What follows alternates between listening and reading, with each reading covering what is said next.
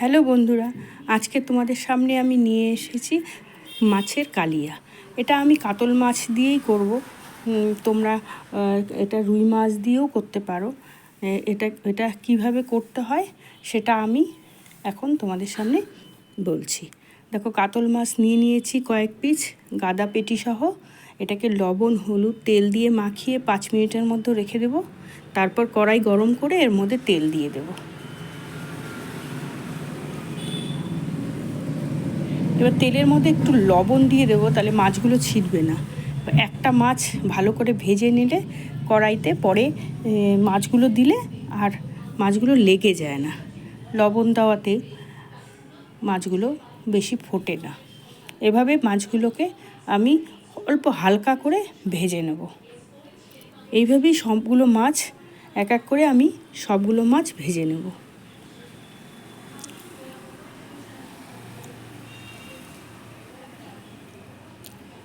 দেখো, আমাদের মাছ ভাজা হয়ে গেছে। এবার যে তেলটা আছে এর মধ্যেই আমি আলুগুলোকে ভেজে নেব। আমি একটু নতুন পদ্ধতিতে এই মাছের ঝোলটা করে দেখাবো তোমাদের। এবার আলুটাকে একটু লবণ আর হলুদ দিয়ে ভালো করে ভেজে নেব। একটু ঢেকে রাখবো, তাহলে আলুটা মজে গিয়ে ভালোভাবে ভাজা হবে। দেখো, আলুটা এবার লাল লাল হয়ে ভাজা হয়ে গেছে। এবার আলুগুলোকে আমি উঠিয়ে নেব। এবার যতটুকু তেল আছে ওই তেলের মধ্যেই আমি মশলাগুলোকে দিয়ে দেবো। একটু গরম মশলা, একটু দারচিনি, এলাচ, তারপর একটু জিরে দিয়ে দেবো। দিয়ে এটাকে ভালো করে একটু ভেজে নেব যতক্ষণ গন্ধটা না বেরোয়। তারপরে দিয়ে দেবো পেঁয়াজ কুচি করে। এটা বড় বড় সাইজ, অত মিহি করারও দরকার নেই। অল্প একটু বড় বড় সাইজ করে কেটে নিলেও হবে। তারপর টমেটো, কাজু, কিশমিশ এর মধ্যে দিয়ে সবগুলো দিয়ে আমি একটু কাঁচা লঙ্কা দিয়ে দিয়েছি।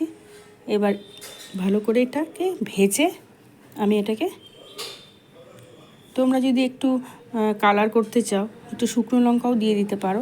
এই যে ভাজা হয়ে গেল একটু বাদামি রঙের, আমি আলুও ভেজে নিয়েছি আর এই মশলাটাও তুলে নিলাম।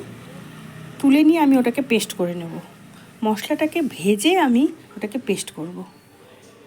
এবার যে কড়াইতে তেল দিয়ে এর মধ্যে শুকনো লঙ্কা, তেজপাতা সব দিয়ে আমি এবার সম্বার দেব। এই শুকনো লঙ্কা যতক্ষণ অবধি কালো না হয় ততক্ষণ অবধি একটু ভেজে নেব। এবার জিরে দিয়ে দেবো। আর এই যে ভাজা মশলাটা আমি ঠান্ডা হয়ে যাওয়ার পর যে মিক্সিতে পেস্ট করে রেখেছিলাম সেটাকে দিয়ে দেবো। তারপর একটু লঙ্কার গুঁড়ো দিয়ে দেবো, কাশ্মীরি লঙ্কার গুঁড়ো। এবার লবণ, তারপরে এই যে দই রেখেছিলাম দই দিয়ে দেবো। এবার হলুদ দিয়ে সব দিয়ে একটু জল দিয়ে আমি মশলাটাকে ভালো করে ভেজে নেব। এবার ভাজা হয়ে গেলে ওই যে ভেজে রেখেছিলাম আলুগুলো, এই আলুগুলো এবার এর মধ্যে দিয়ে দেবো। আলুগুলো খেতে এই মাছের ঝোলে খুবই অসাধারণ লাগে। এই মাছের ঝোলে আলু নাও দিতে পারো। এবার আলু দিয়ে হয়ে গেলে এবার একটুখানি দই দিয়েছি জন্য একটু চিনি দিয়ে দেবো। এবার সম্পূর্ণ মশলাটা ভালো করে ভেজে নেব। ভাজা হয়ে গেলে এবার আমি জল দিয়ে দেবো। পরিমাণ মতো যার যতটুকু ঝোল লাগে অতটুকু পরিমাণ আমি এর মধ্যে ঝোল দিয়ে দেবো। তারপর দেখো, আলুটা সেদ্ধ হয়নি, আর একটু হবে। তার জন্য একটু ঢেকে দিয়ে কিছুক্ষণ গ্যাসটাকে সিমে করে একটু রেখে দেবো। এবার আলু সেদ্ধ হয়ে গেছে দেখো। এবার ঢাকাটা তুলে নিয়ে ভালো করে ফুটতে দেব, গ্যাসটাকে হাইয়ে রেখে। এবার মাছগুলোকে দিয়ে দেবো। দিয়ে এবার মাছগুলোকে ঢেকে দিয়ে, যাতে মাছগুলো ঝোলের মধ্যে ডুবে যায়, এইভাবে দিয়ে কিছুক্ষণের জন্য আমি এই মাছগুলোকে ফুটিয়ে নেব। এবার হালকা হাতে কড়াইটা ধরে একটু নাড়িয়ে নেব, যাতে মাছ খুন্তি দিয়ে বেশি ঘাটলে ভেঙে না যায়। এবার হয়ে গেল আমাদের কাতল মাছের কালিয়া। এবার আমি সার্ভ করে দেব। এইভাবে করে ভালো খেয়ে দেখবে কেমন হলো, তারপরে কমেন্ট করে বলবে।